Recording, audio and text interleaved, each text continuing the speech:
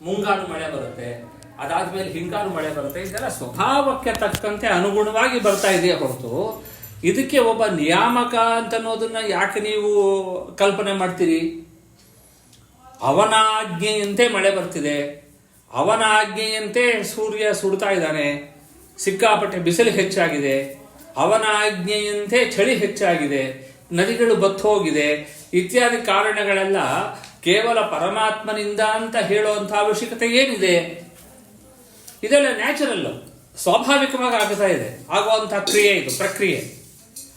ಇದಕ್ಕೆಲ್ಲ ವಿಶೇಷವಾಗಿ ಅಂತ ಒಂದು ಪರಮಾತ್ಮನ ಒಂದು ಕರ್ತೃತ್ವ ಶಕ್ತಿಯನ್ನು ಕಲ್ಪನೆ ಮಾಡಿ ಅವನು ಸರ್ವೋತ್ಕೃಷ್ಟ, ಸರ್ವತಂತ್ರ ಸ್ವತಂತ್ರ, ಸರ್ವದೋಷ ವಿವರ್ಜಿತ, ಸಕಲ ಕಲ್ಯಾಣ ಗುಣಪೂರ್ಣ ಅಂತ ಹೇಳುವಂಥ ಅವಶ್ಯಕತೆ ಏನಿದೆ?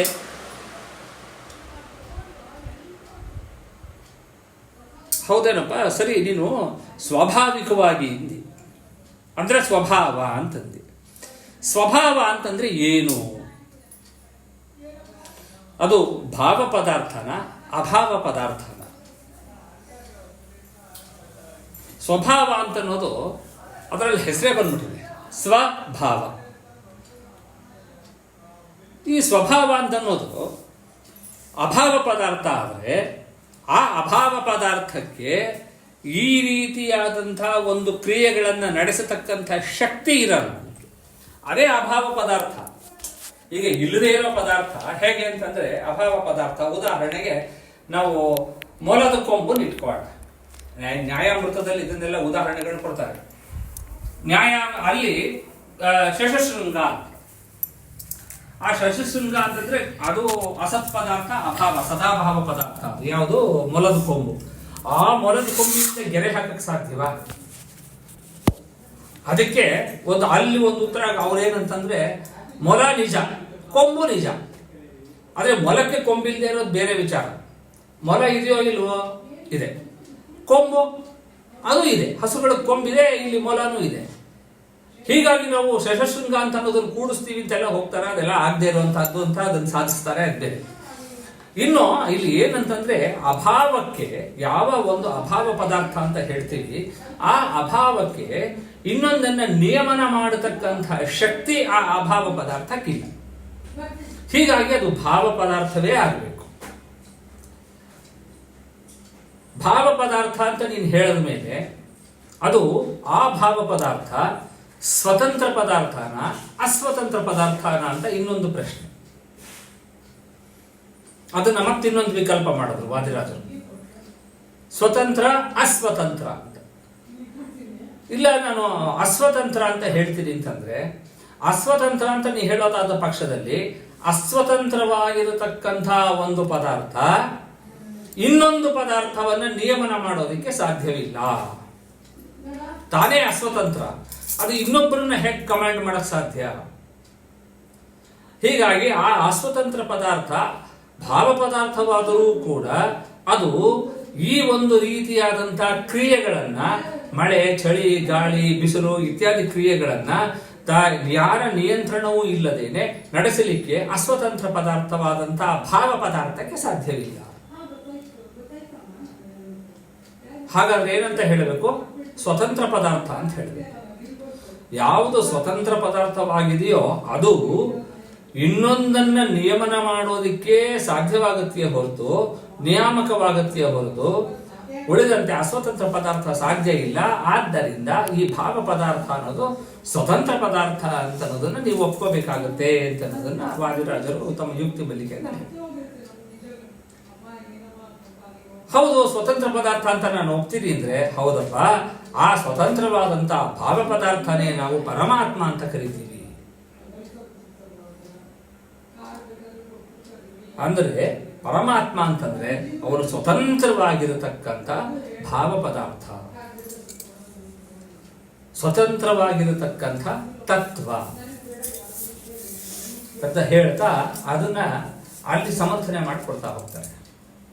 ಅದೇ ರೀತಿ ಇಲ್ಲೂ ಕೂಡ ನರಸಿಂಹದೇವರನ್ನ ವರ್ಣನೆ ಮಾಡುವಾಗಲೂ ಕೂಡ ಅವನು ಸರ್ವತಂತ್ರ ಸ್ವತಂತ್ರನಾದ್ದರಿಂದಲೇನೆ ಅವನಿಗೆ ಯಾವುದೇ ಒಂದು ರೀತಿಯಾದಂತಹ ಪ್ರಾಕೃತ ದೇಹ ಅಂತ ಅನ್ನೋದು ಇಲ್ಲ. ಚತುರ್ವಿಧ ನಾಶರಹಿತ, ದೇಹ ನಾಶ ಇಲ್ಲ, ಹಾಗಾದ್ರೆ ಕೃಷ್ಣಾದಿ ರೂಪಗಳು ಅವನ್ನೆಲ್ಲ ಉಪಸಂಹಾರ ಮಾಡಿಕೊಂಡೇ ಹೊರತು ಅವನಿಗೆ ಆದ ದೇಹದ ನಾಶ ಅಂತ ಆಗಲಿಲ್ಲ. ನಮಗೆಲ್ಲ ಆಗೋ ಹಾಗೆ ದೇಹ ನಾಶ ಅಂತ ಅನ್ನೋದು ಇಲ್ಲ. ಯಾವುದು ನಮಗೂ ಇಲ್ಲ ಪರಮಾತ್ಮನಿಗೂ ಇಲ್ಲ ಅಂತಂದ್ರೆ, ನಾವು ನಿತ್ಯ ಪದಾರ್ಥ, ಭಗವಂತನು ನಿತ್ಯ ಪದಾರ್ಥ. ನಿತ್ಯ ಆದ್ರೆ ಆತ್ಮ, ನಮ್ಮಲ್ಲಿ ಇರತಕ್ಕಂತಹ ಆ ಆತ್ಮ, ಜೀವಾತ್ಮ, ಅವನು ನಿತ್ಯ ಪದಾರ್ಥರಾಗಿದ್ದಾನೆ. ಪರಮಾತ್ಮನಂತೆ. ಪರಮಾತ್ಮ ಯಾವ ರೀತಿ ನಿತ್ಯನೋ ಹಾಗೆ ಜೀವನು ಕೂಡ ನಿತ್ಯ.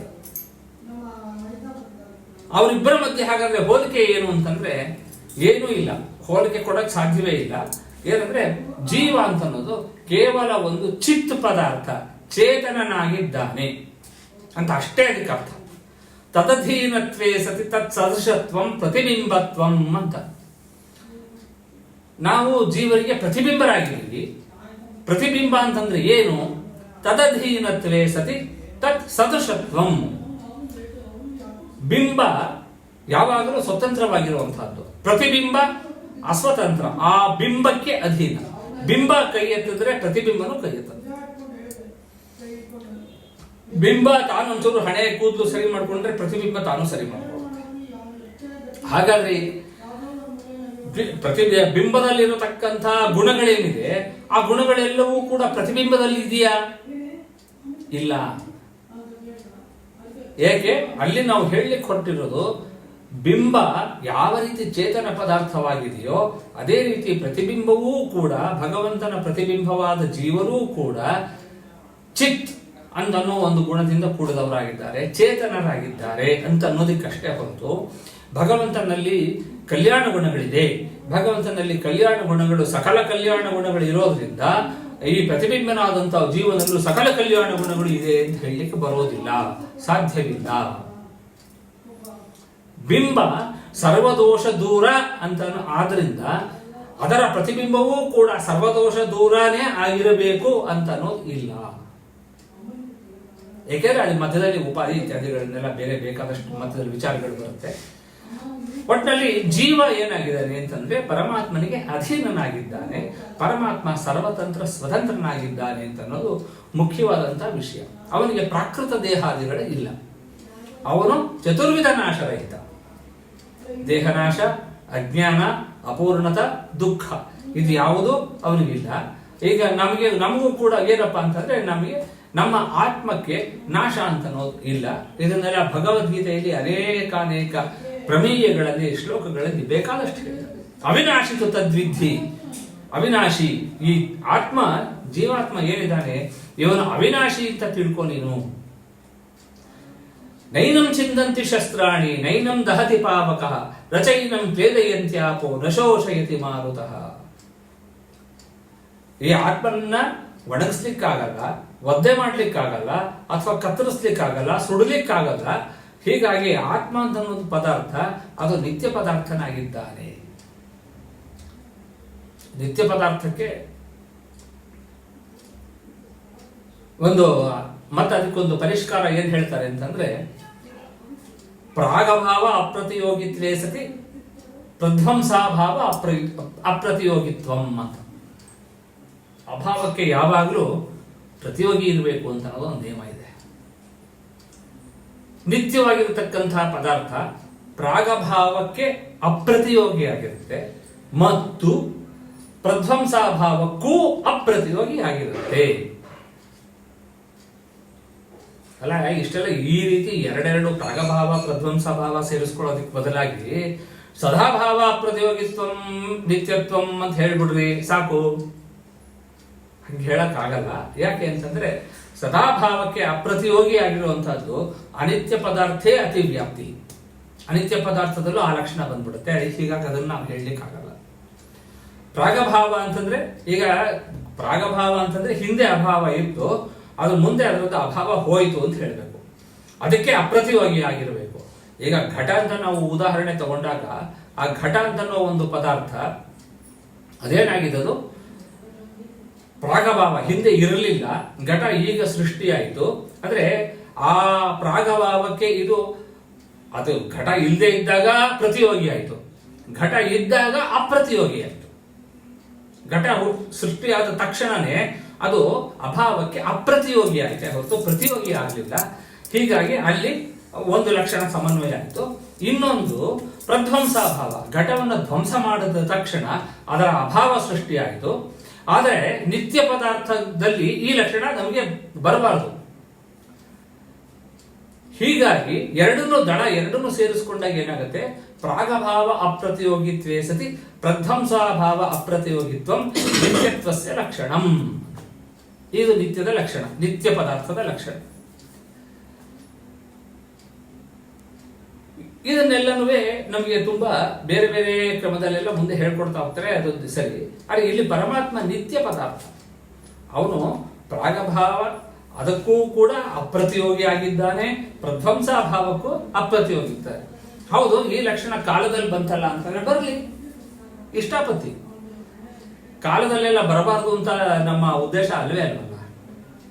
ಪರಮಾತ್ಮನಲ್ಲಿ ಇರತಕ್ಕಂಥ ನಿತ್ಯತ್ವ ಏನಿದೆ, ಆ ನಿತ್ಯತ್ವದ ಲಕ್ಷಣ ಹೀಗಿದೆ ಅಂತ ಹೇಳೋದು ಅಷ್ಟೇ ಹೊರತು ಈ ಲಕ್ಷಣ ಬೇರೆ ಕಡೆ ಬರಬಾರದು ಅಂತ ಅನ್ನೋದು ನಮ್ಮ ಉದ್ದೇಶ ಅಲ್ವೇ ಇಲ್ಲ. ನೀವು ಕಾಲದಲ್ಲಿ ಹೇಳ್ತೀವಿ, ಕಾಲವೂ ಕೂಡ ಕಾಲಭಾವ ಪ್ರತಿಯೋಗಿತ್ವ, ಅದರಲ್ಲಿ ಅಪ್ರತಿಯೋಗಿತ್ವ ಇದೆ, ಅದೇ ರೀತಿ ಪ್ರಧ್ವಂಸಾಭಾವ ಅಪ್ರತಿಯೋಗಿತ್ವ ಕಾಲದಲ್ಲಿ ಇದೆ ಅಂತ ಹೇಳಿ ಅದೇನು ನಮಗೇನು ಬಾಧಕ ಏನಲ್ಲ.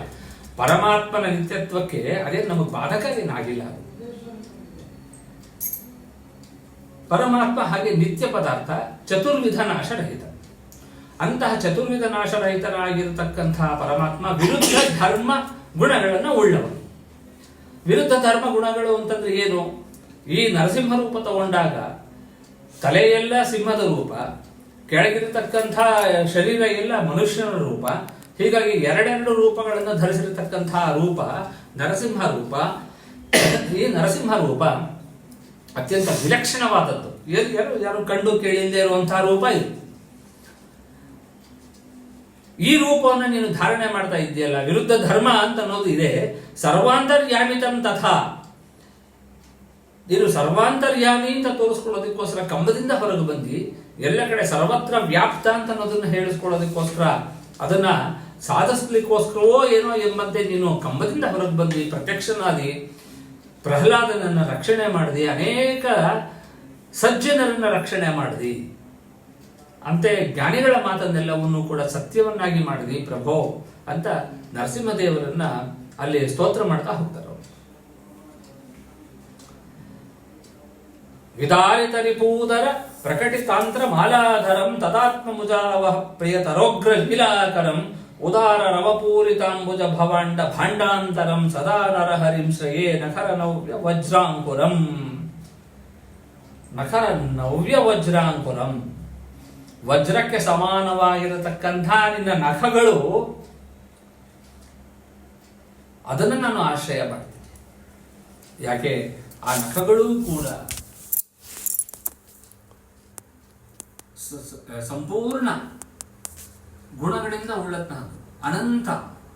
ಪರಮಾತ್ಮನ ಒಂದೊಂದು ಅವಯವೂ ಕೂಡ ಅನಂತವಾಗಿರತಕ್ಕಂಥ, ಒಂದು ರೂಪದೊಳೊಂದು ಅವಯವದೊಳೊಂದು ರೋಮಕೂಪದೊಳೊಂದು ಪೊಂದಿ ಇಪ್ಪು ಭುಜಾಂಡನಂತ ಅನಂತ ಕೋಟಿಗಳ ಹಿಂದೆ ಮಾರ್ಕಾಂಡೇಯ ಕಾರಣನೆ ಒಂದು ರೂಪದಿ ಸೃಷ್ಟಿ ಪ್ರಳಯವ ಇಂದಿರೇಶನೊಳೇನಿ ದಚ್ಚರಿ ಅಪ್ರಮೇಯ ಸದಾ. ಅವನ ಒಂದೊಂದು ರೋಮಕೂಪದಲ್ಲೂ ಕೂಡ ಅನಂತ ಬ್ರಹ್ಮಾಂಡಗಳಿದೆ. ಒಂದೊಂದು ರೋಮಕೂಪವೂ ಕೂಡ ಪರಮಾತ್ಮನದು ಅತ್ಯಂತ ಸಕಲ ಕಲ್ಯಾಣ ಗುಣ ಪರಿಪೂರ್ಣವಾಗಿದೆ, ಸರ್ವದೋಷ ವಿವರ್ಜಿತವಾಗಿದೆ. ಅವನ ಪ್ರತಿಯೊಂದು ಅಂಗಗಳೂ ಕೂಡ. ಸುಧಾ ಮಂಗಳಾಚರಣೆ ಹೇಳಬೇಕಾದ್ರೆ ನಿಖಿಲ ಪೂರ್ಣ ಗುಣೈಕ ದೇಹಂ, ನಿಖಿಲ ಪೂರ್ಣ ಸಮಸ್ತ ಗುಣಗಳಿಂದ ಪೂರ್ಣವಾಗಿರತಕ್ಕಂಥ ಆ ಗುಣಗಳನ್ನೇ ದೇಹವಾಗಿ ಉಳ್ಳವನು. ಇದನ್ನು ಹೆಂಗ್ ಕೂಡಿಸ್ತೀರಿ ನೀವು? ಪರಮಾತ್ಮನ ಅವತಾರಗಳೆಷ್ಟು? ಪರಮಾತ್ಮನೇ ಸತತಮೇಕ ರೂಪಿಣೆ ದಶರೂಪಿಣೆ ಶತ ಸಹಸ್ರ ರೂಪಿಣೆ ಅವಿಕಾರಿಣೆ ಸ್ಫುಟಮನಂತ ರೂಪಿಣೆ ಸುಖಚಿತ್ ಸಮಸ್ತನವೇ ನಮೋ ನಮಃ. ಅಂದ್ರೆ ಪರಮಾತ್ಮನಿಗೂ ಈ 10 ಅಂತ ಏನ್ ಹೇಳಿದ್ದೀವಿ ಸಂಖ್ಯೆ, ಇದಕ್ಕೂ ಭೇದ ಇದೆಯೇ ಅಭೇದ ಇದೆಯೇ? ಇದೆಲ್ಲ ಸುಧಾದಲ್ಲಿ ಕೆಲವೊಂದು ಸಂದರ್ಭದಲ್ಲಿ ಬರುವಂತಹ ವಿಚಾರಗಳಿವೆ.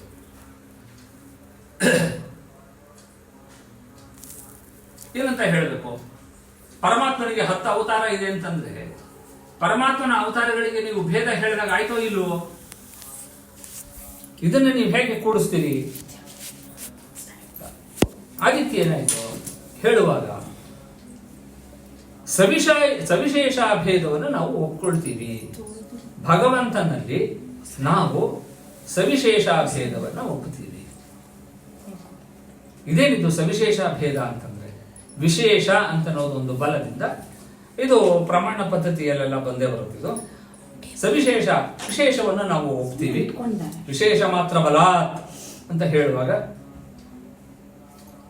ಅಲ್ಲಿ ಅಭೇದೇ ಸತ್ಯಪಿ ಭೇದ ನಿರ್ವಾಹಕ ಕಾರ್ಯ ಹೇತು. ಅಭೇದವೇ ಸತ್ಯವಾಗಿದ್ದರೂ ಕೂಡ ಭೇದದಂತೆ ಕಾರ್ಯವನ್ನ ನಿರ್ವಾಹ ಮಾಡತಕ್ಕಂತಹ ಶಕ್ತಿಗೆ ನಾವು ವಿಶೇಷ ಅಂತ ಹೇಳ್ತೀವಿ. ಅದನ್ನು ಉಳ್ಳಂತ ಇದು ಪದಾರ್ಥ ಅದು ಸವಿಶೇಷ ಅಂತ. ಇದು ಭಗವಂತನ ಒಬ್ಬನಲ್ಲೇನಾ ಅಂದ್ರೆ ಬೇರೆ ಪದಾರ್ಥಗಳಲ್ಲೂ ಬರುತ್ತೆ. ಬೇರೆ ಪದಾರ್ಥಗಳಲ್ಲಿ ಯಾವ ರೀತಿ ಬರುತ್ತೆ? ಉದಾಹರಣೆಗೆ ನಾವು ಮಲ್ಲಿಗೆ ಹೂ ನೋಡ್ತೀವಿ. ಮಲ್ಲಿಗೆ ಹೂವಿನ ಗುಣಗಳನ್ನು ನೋಡೋಣ, ಯೋಚನೆ ಮಾಡಿದ್ರೆ ಮಲ್ಲಿಗೆ ಹೂವಿನಲ್ಲಿರತಕ್ಕಂಥ ಆಕಾರ, ಮಲ್ಲಿಗೆ ಹೂವಿನಲ್ಲಿ ಇರತಕ್ಕಂಥ ಸುಗಂಧ, ಇನ್ನು ಮಲ್ಲಿಗೆ ಹೂವಿನಲ್ಲಿರತಕ್ಕಂಥ ಮೃದುತ್ವ, ಮಲ್ಲಿಗೆ ಹೂವಿನಲ್ಲಿರತಕ್ಕಂಥ ಬಣ್ಣ, ಇದು ಮಲ್ಲಿಗೆ ಹೂವಿನಿಂದ ಪ್ರತ್ಯೇಕವ ಅಥವಾ ಅದಕ್ಕೆ ಸೇರ್ಕೊಂಡಿದೆಯಾ ಅಂತ ಅನ್ನೋ ಪ್ರಶ್ನೆ.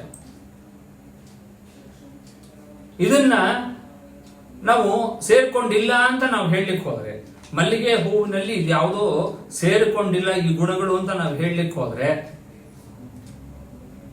ಆ ರೀತಿ ಆಯ್ತು ಅಂತಂದ್ರೆ ಆಗ ಮಲ್ಲಿಗೆ ಹೂವಿನಲ್ಲಿ ಇರತಕ್ಕಂಥ ಈ ಒಂದು ಗುಣಗಳೇನಿದೆ ಅದು ಹೋಯ್ತು ಅಂತಂದ್ರೆ ಅದು ಮಲ್ಲಿಗೆ ಹೂವೇ ಆಗಿರಲ್ಲ.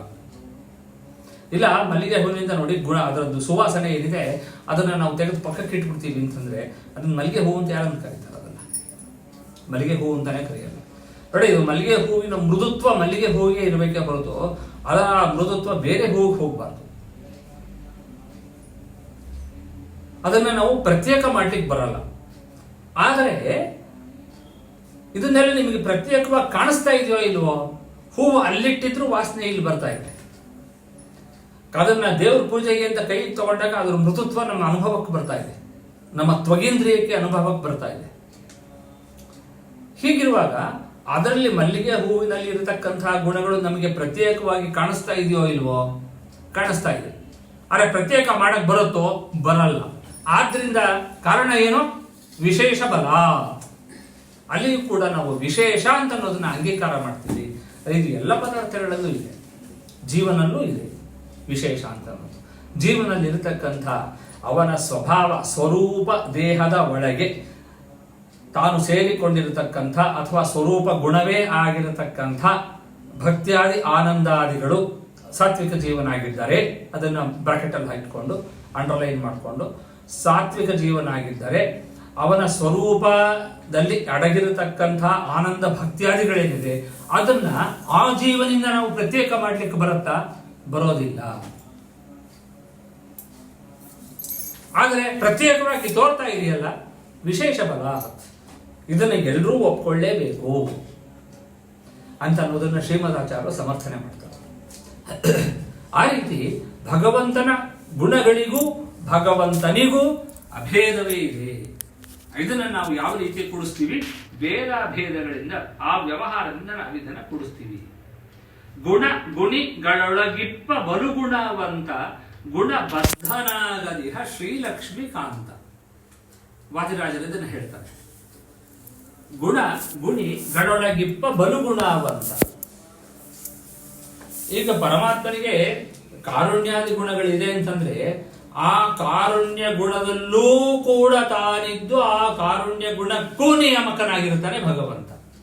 ಮತ್ತೆ ಆ ಕಾರುಣ್ಯಾದಿ ಗುಣಗಳನ್ನ ತನ್ನ ಒಳಗೆ ಇರಲಿಕ್ಕೆ ಆಶ್ರಯವನ್ನೂ ಕೊಡ್ತಾನೆ. ಅದನ್ನೇ ಅವನು ಸಪೋರ್ಟ್ ಮಾಡ್ತಾನೆ.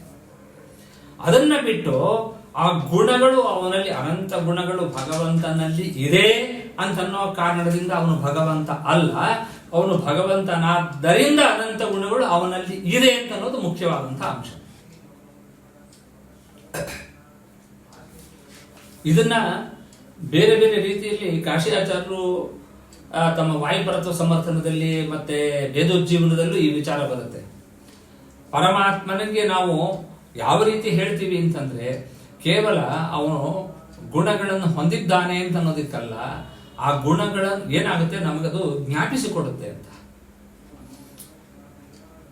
ಇತ್ತಂ ಭೂತಲಕ್ಷಣೆ ತೃತೀಯ ಅಂತ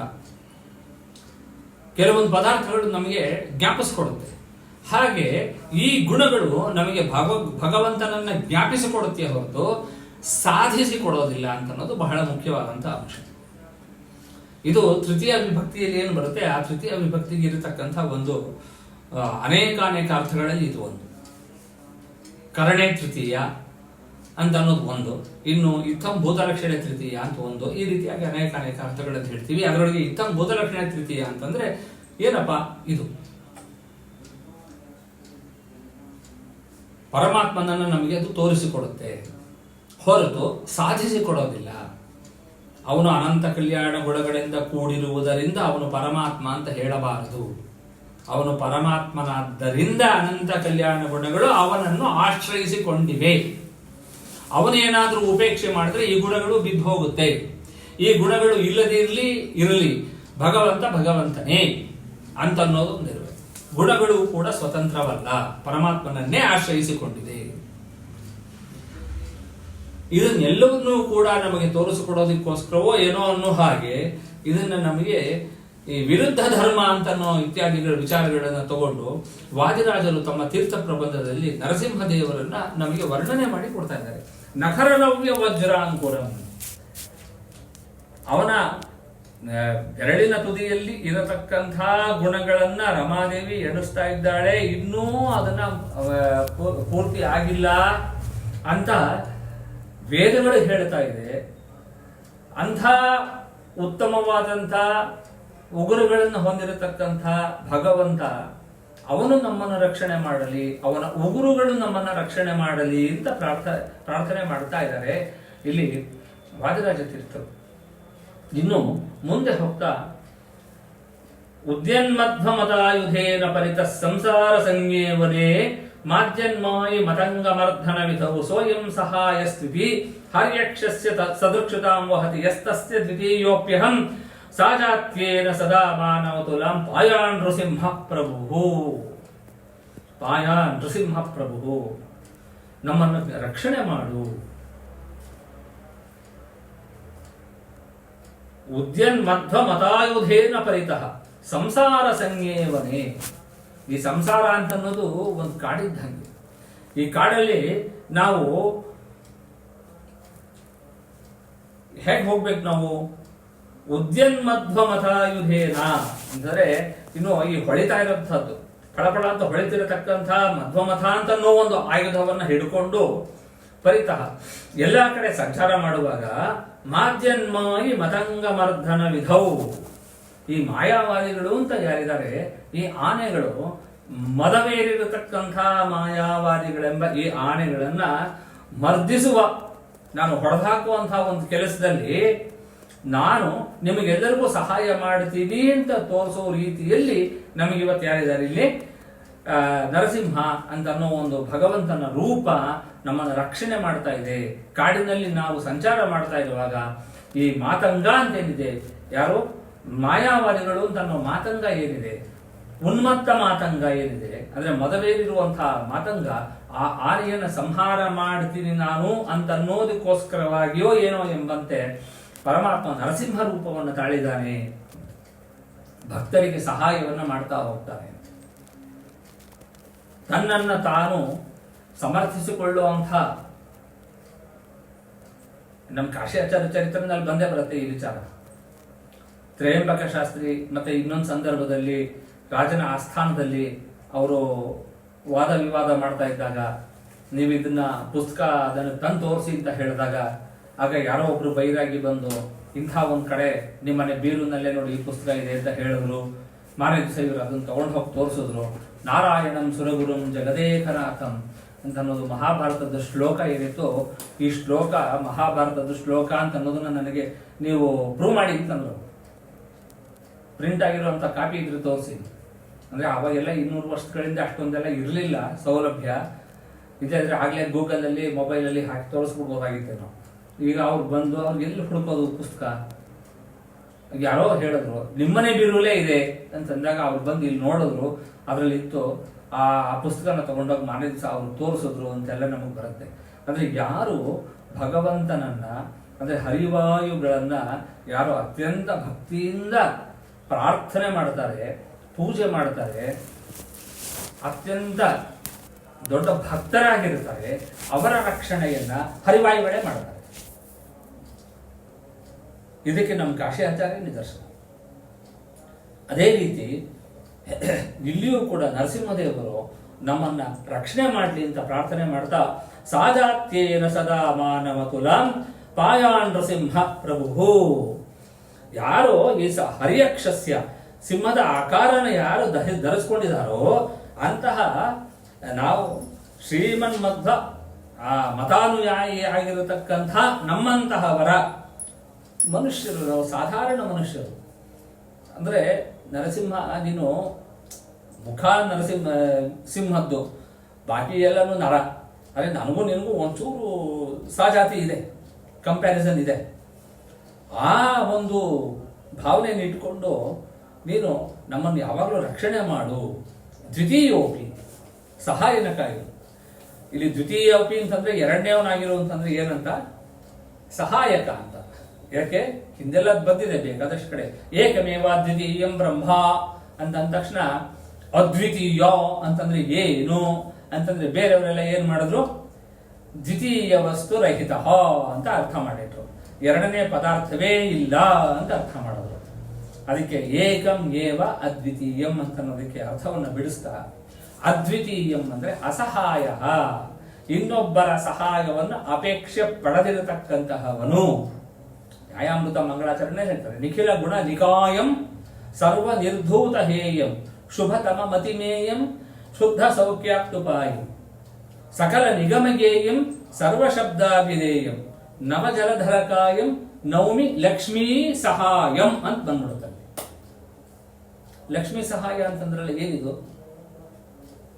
ಅವನು ಪರಮಾತ್ಮ ಏಕಮೇವ ದ್ವಿತೀಯ, ಅವನಿಗೆ ಯಾರ ಸಹಾಯನೂ ಬೇಕಿಲ್ಲ. ಹಾಗಾದ್ರೆ ಲಕ್ಷ್ಮೀ ಸಹಾಯಂ ಅಂತಂದೇನರ್ಥ? ಲಕ್ಷ್ಮೀ ದೇವಿ ಅವನು ಸಹಾಯ ಮಾಡ್ತಿದ್ದಾಳೆ ಅಂತನಾ? ಅಥವಾ ಲಕ್ಷ್ಮೀ ದೇವಿಯಿಂದ ಇವನು ಸಹಾಯ ತಗೋತಿದ್ದಾನೆ ಅಂತನಾ? ಎರಡರಲ್ಲೂ ಪಾರತಂತ್ರ ಬಂದ್ಬಿಡ್ತು. ಯಾಕೆ ಹಿಂಗಂದ್ರಿ ಅಂತ ಕೇಳಿದಾಗ ಅಲ್ಲಿ ಲಕ್ಷ್ಮೀ ದೇವಿಗೆ ತನ್ನ ಸೇವೆಯನ್ನ ಮಾಡುವುದಕ್ಕೆ ಕೊಟ್ಟಿರತಕ್ಕಂಥ ಅವಕಾಶಕ್ಕೋಸ್ಕರವಾಗಿ ಲಕ್ಷ್ಮೀ ಸಹಾಯಂ ಅಂತ ಅನ್ನೋದನ್ನ ಪ್ರಯೋಗ ಮಾಡಿದ್ದಾರೆ ಹೊರತು ಯಾವನು ಪರಮಾತ್ಮನಿಗೆ ಲಕ್ಷ್ಮೀ ದೇವಿಯ ಅಪೇಕ್ಷೆ ಇದೆ ಅಂತ ಅನ್ನೋ ಅರ್ಥ ಅಲ್ಲ. ಲಕ್ಷ್ಮೀ ದೇವಿ ಇಲ್ಲದೆ ಅಂದ್ರೆ ನನ್ನ ಕೆಲಸ ಏನು ನಡೆಯಲ್ಲ ಅಂತ ಪರಮಾತ್ಮನ ಈ ಅಭಿಪ್ರಾಯ ಅಲ್ಲ ಅಂತ ಅನ್ನೋದನ್ನ ವ್ಯಾಸರಾಜರಲ್ಲಿ ಸಮರ್ಥನೆ ಮಾಡ್ತಾ ಹೋಗ್ತಾರೆ. ನೌಮಿ ಲಕ್ಷ್ಮೀ ಸಹಾಯಂ ಅಂತ ಅನ್ನುವಾಗ ಈ ಅಭಿಪ್ರಾಯದಿಂದ ತಗೋಬೇಕು. ಲಕ್ಷ್ಮೀ ದೇವಿಯ ಸೇವೆಯನ್ನ ಸ್ವೀಕಾರ ಮಾಡ್ತಿದ್ದಾನೆ ಅಂತ ಪರಮ ಅರ್ಥವೇ ಹೊರತು ಲಕ್ಷ್ಮೀ ದೇವಿಯಿಂದ ಸಹಾಯವನ್ನು ಪಡಿತಿದ್ದಾನೆ ಅಂತ ಅನ್ನೋ ಅರ್ಥ ಅಲ್ಲ ಅಂತ ಅನ್ನೋದನ್ನ ಹೇಳ್ತಾರೆ. ಏಕಮೇವ ದ್ವಿತೀಯಂ ಬ್ರಹ್ಮ ಅಂತ ಅನ್ನುವಾಗ್ಲೂ ಅಷ್ಟೇ ಅಸಹಾಯ, ಅವನೊಬ್ಬನೇ ಏಕಾಂಗಿಯಾಗಿ ಹೋರಾಡದ ಅಂತಂದ್ರೆ ಉಳಿದವರೆಲ್ಲ ಇಲ್ಲೇ ಇರಲಿಲ್ಲ ಅಂತ ಅರ್ಥ ಅಲ್ಲ. ಇವನೊಬ್ಬ ಯಾರು ಇಲ್ಲೇ ಇರಲಿಲ್ಲ ಅಂತಂದ್ರೆ ಹೋರಾಡೋದು ಯಾರ ಜೊತೆ ಕೂಡ.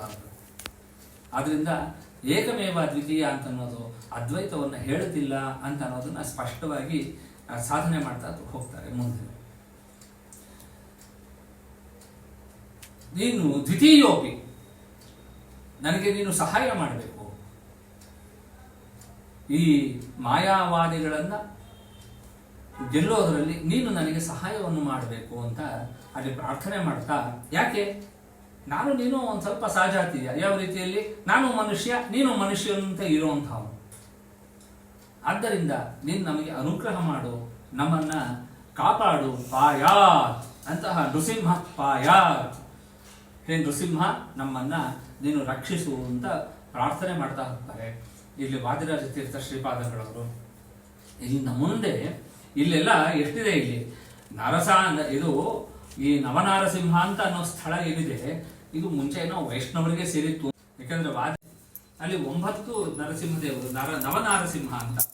ಒಂದು ಜ್ವಾಲಾ ನರಸಿಂಹ, ಅಹೋಬಲ ನರಸಿಂಹ, ಮಾಲೋಲ ನರಸಿಂಹ, ಕ್ರೋಡಾಕಾರ ನರಸಿಂಹ, ಕಾರಂದ ನರಸಿಂಹ, ಭಾರ್ಗವ ನರಸಿಂಹ, ಯೋಗಾನಂದ ನರಸಿಂಹ, ಛತ್ರವಡ ನರಸಿಂಹ ಮತ್ತು ಪಾವನ ನರಸಿಂಹ ಅಂತ ಹೇಳ್ತಾ ಈ 9 ನರಸಿಂಹ ದೇವರ ಕ್ಷೇತ್ರ ಇರುವಂತಹದ್ದು ಅಹೋಬಲ. ಸ್ವಲ್ಪ ದುರ್ಗಮ, ಹೋಗ್ಬೇಕು ಅಂತಂದ್ರೆ ಅಲ್ಲೆಲ್ಲ ಒಂದೊಂದು ಬೆಟ್ಟ ಹತ್ತಬೇಕು ಅಂತಂದ್ರೂ ಸಾಕಷ್ಟು ಶ್ರಮ ಪಡಬೇಕು ಅಂತಹ ಕ್ಷೇತ್ರ. ಏನಂದ್ರೆ ವಾದಿರಾಜರ ಅನುಗ್ರಹ, ಅವರ ದಯೆ ಯಾವ ರೀತಿ ಇದೆ ಅಂತಂದ್ರೆ, ನಿಮ್ಗೆ ಹೋಗಕ್ಕಾಗತ್ತೋ ಬಿಡತ್ತೋ ಮನೆಯಲ್ಲೇ ಕೂತ್ಕೊಂಡು ಅದನ್ನ ಒಂಚೂರು ನೆನಪು ಮಾಡ್ಕೊಳ್ರಿ. ಆ ಕ್ಷೇತ್ರದ ನಾನೇನು ಒಂದು ಸಣ್ಣ ಪುಟ್ಟ ಹಿರಿಮೆಯನ್ನು ಹೇಳಿರ್ತೀನಿ, ಅದನ್ನ ಚಿಂತನೆ ಮಾಡಿ, ದೇವರು ಅನುಗ್ರಹ ಇದ್ದು ಶಕ್ತಿ ಕೊಟ್ಟಿದ್ದ, ನೀವು ಅಲ್ಲಿ ಹೋದ್ರಿ ಅಂತಂದಾಗ ಇದನ್ನ ನೆನಪು ಮಾಡ್ಕೊಳ್ರಿ. ಇಲ್ಲ ಅಲ್ಲಿ ಹೋಗ್ಲಿಕ್ಕಾಗ್ಲಿಲ್ಲ ಅಂತಂದ್ರೂ ಇದನ್ನ ಹೇಳೋದ್ರಿಂದಾನೇ ನಿಮ್ಗೆ ಅಲ್ಲಿ ಹೋಗಿದ್ದು ಪುಣ್ಯನೂ ಬರುತ್ತೆ ಅಂತ ಅನ್ನೋವಂತೆ ನಮಗೆ ತೀರ್ಥ ಪ್ರಬಂಧ ಅದ್ಭುತ ಕೃತಿಯನ್ನು ರಚನೆ ಮಾಡಿಕೊಟ್ಟಿದ್ದಾರೆ. ಇಲ್ಲಿಂದ ಮುಂದೆ ಅಲ್ಲೇ ಹತ್ತಿರದಲ್ಲಿರುವಂತಹ ಭವನಾಶಿನಿ ತನ್ನ ನದಿಯನ್ನು ವರ್ಣನೆ ಮಾಡ್ತಾರೆ. ನೃಸಿಂಹ ವಿಲಸತ್ ಪಾದ ಕುಶೇಷಯ ಕೃತೋತ್ಸವೇ ಭವನಾಶಿನಿ ಮಚ್ಚೀರ್ಣ ಪಾಪಾನಾಂ ಭವನಾಶಿನಿ ಅಂತ ಆ ಭವನಾಶಿನಿ ನದಿಯನ್ನು ಸ್ತೋತ್ರ ಮಾಡ್ತಾರೆ. ಅದನ್ನ ಮುಂದಿನ ವಾರ ನೋಡೋಣ. ಅಸ್ಮದ್ ಗುರು ಅಂತರ್ಗತ ಕಾಶಿ ಆಚಾರ್ಯ ಅಂತರ್ಗತ ವಾದಿರಾಜ ಗುರು ಅಂತರ್ಗತ ಭಾರತೀ ರಮಣ ಮುಖ್ಯ ಪ್ರಾಣಾಂತರ್ಗತ ಶ್ರೀ ಲಕ್ಷ್ಮೀ ಹಾಯಿಗ್ರೀವ ಪ್ರೀತಾಂ ಸುಪ್ರೀತೋ ವರದೋ ಭವತು. ಶ್ರೀಕೃಷ್ಣಾರ್ಪಣಮಸ್ತು.